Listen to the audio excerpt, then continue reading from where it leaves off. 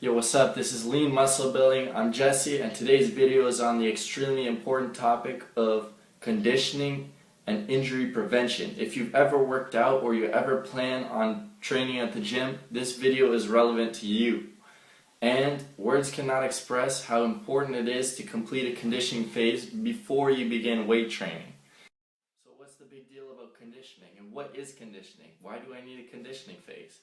Conditioning is a group of exercises that you do in order to strengthen your overall body before you begin weight training. So you start off with lighter weights, about 40 to 50% of your maximum weight. If you don't know what that is, then all you got to do is make sure you can complete about 4 sets of 12 lifts, and that's about the right weight for you.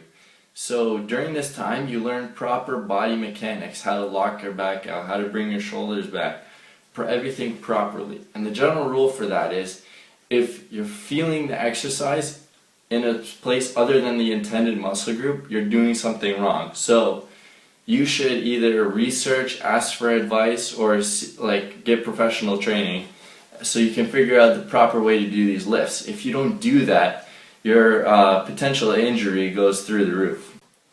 The conditioning phase strengthens your tendons, which is the connective tissue between your muscles and your bone. So if you start working out without a conditioning phase and you start lifting heavy weights, in the first few reps you have high potential for ripping a tendon. Conditioning also works your cardiovascular muscles, which are your heart and your lungs. So one of the main problems with P90X is that P90X has no conditioning phase. You jump right in and you're working out. Yes, it has warm-up, it doesn't have a conditioning. So I've heard of a few cases where people they're very determined and they work extremely hard at P90X, they jump right in there and they have a heart attack. This is the importance of a conditioning phase. You have to work your cardiovascular muscles and prepare your body for exercise. If this is your first time working out, your conditioning phase should last from 6 to 8 weeks. If you're off and on gymmer and you want to recondition, I suggest you recondition if you've been out of the gym for 5 weeks or more, or a month and a half. Your conditioning phase should last 3 to 4 weeks. Good conditioning routines are routines that are well-rounded and work most of your major muscle groups. They incorporate a lot of multi-joint exercises, which you can put a bit higher resistance because it spreads out the load between different muscles. Alright, so now that you've learned a little bit about the basics of conditioning, I'm going to run you through one of my conditioning routines. Starting off with machine rows. So once you've completed your warm-up, you're going to sit down on the row machine and set a reasonable weight for yourself. You're going to grab onto the close grip I like the best, and you're going to push the weight back using your legs. So once you've pushed the weight back, you're going to sit back and lock out your back. You're going to pull back, you're going to pull in the weight to your abs, to right about there, keeping your elbows in tight. And then you're going to lock back your shoulders. So you're going to breathe out as you do that. So it's once you've locked back your shoulders for the second rep, you're going to let it out with keeping your shoulders locked back. Don't let the weight stack touch, so you're keeping a constant tension. And then you're going to repeat the pull, keeping your shoulders locked back. So don't let it slip to here.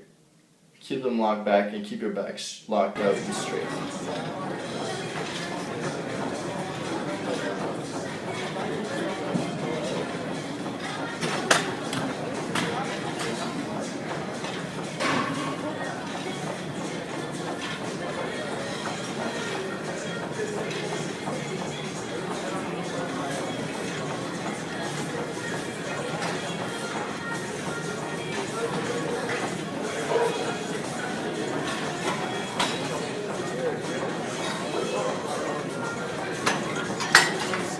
The machine rows work the majority of your upper back, focusing on your lats mainly, and they also work your biceps as a secondary.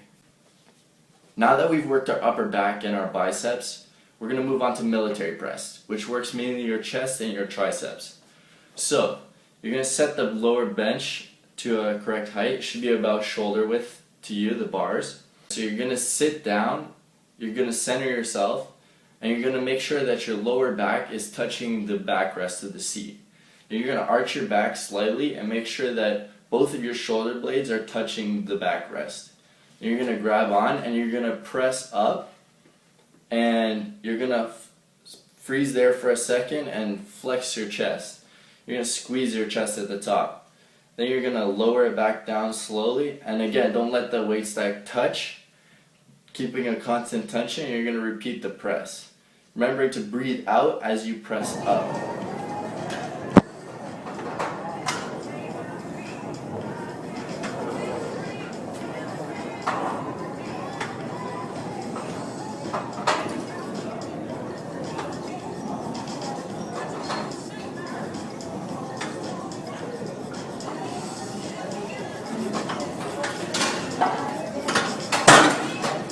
Alright, so now that we worked out most of our upper body, it's time to hit up our legs.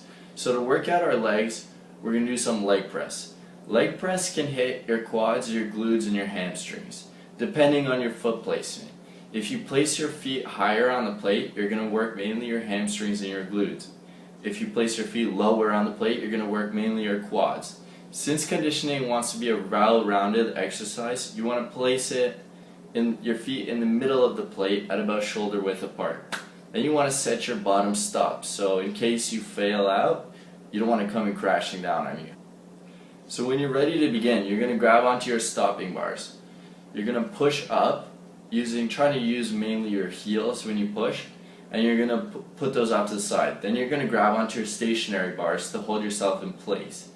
And you're going to slowly lower your legs until you're at the bottom. Then you're going to push up with intention. So you're not going to pause at the bottom. It's going to be like down and up. And when you're at the top, you're not going to quite lock out. You try to avoid those quick knee lockouts. You could injure yourself. So you want it just right here, just before you lock out. Try to maintain that good tension on your legs. So you're going to go down and up, slowly breathing out as you push up, alright?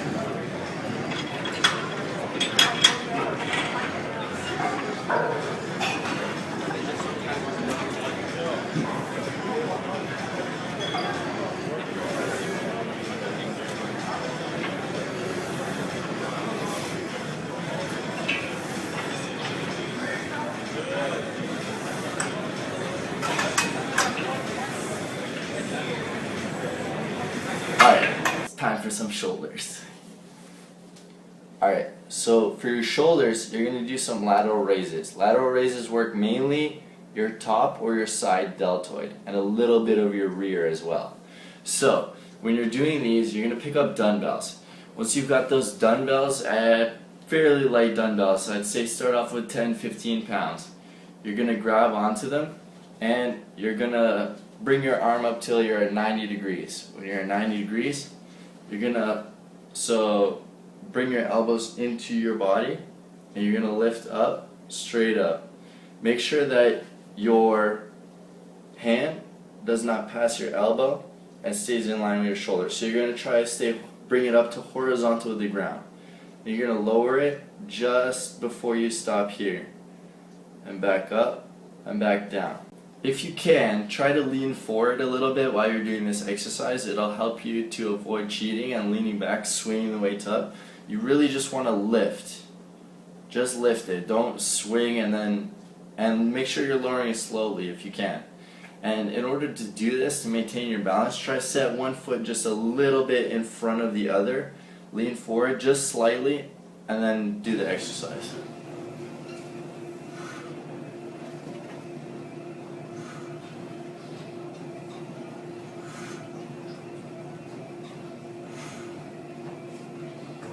That's what I've been trying to eat every morning, like the weekend. You know what I ate every morning? I woke up when these guys woke up. Okay, now we've come to the lower back, which is a key element in our conditioning workout and conditioning phase. Lower back extensions are extremely important. When you hear people having injuries, you hear about shoulders, knees, and lower back. These are our joints, and many of our tendons are connected here. So, our lower back is crucial. Our lower back is a crucial element for a conditioning exercise because if you work out, you hear many people working out the rest of their body and your lower back has no strength relative to your chest. You hear lots of people can bench heavy. And then when they start getting into the more technical, difficult lifts, such as deadlifts, you start deadlifting and you're using all your lower back strength in your legs to lift up like that, and they throw out a disc. It just happens way too often. People start deadlifting before they even condition their lower back. So, lower back extensions, gotta do them. So, when you're doing lower back extensions, you set the bar till it's about just below your waist level, and you're gonna get inside it. It's a kind of strange contraption. You'll see it in my demonstration. You may have not even ever heard of it before. So when you get in there, then you're going to lock out your back and you're going to lower yourself all the way down as far as you can. And keeping your back locked, you're going to lift yourself back up just using your lower back muscles. You can go like this. If it's too easy, put your arms out in front of you, makes it a bit more difficult. You can even come in like this, and when you're at the top, bring your arms out, flex your rhomboids as well. It works a lot of your back muscles, especially right down the middle. Alright, so when you're coming up, you want to come up just till about straight. You don't want to hyperextend, meaning you don't want to overextend your back past your legs. You want to stay right in line, just from down there to down there. When you finish the set, you are going to feel like somebody is holding both sides of your spine like this and squeezing. It's okay. It goes away in 5 minutes, and usually you're not even sore the next day after you do it. But amazing for strength. You need to do this.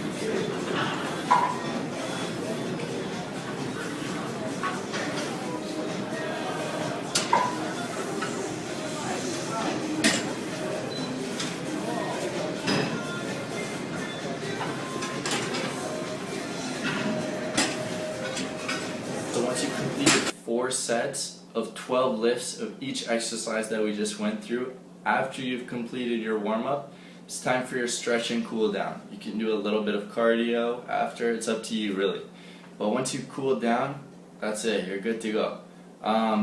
Thanks for watching. Feel free to leave a comment and any questions that you have. Stay tuned for more lean muscle building routines. I'm going to keep bringing them up like every week. And feel free to share this one especially with your friends, because you could help them avoid an injury.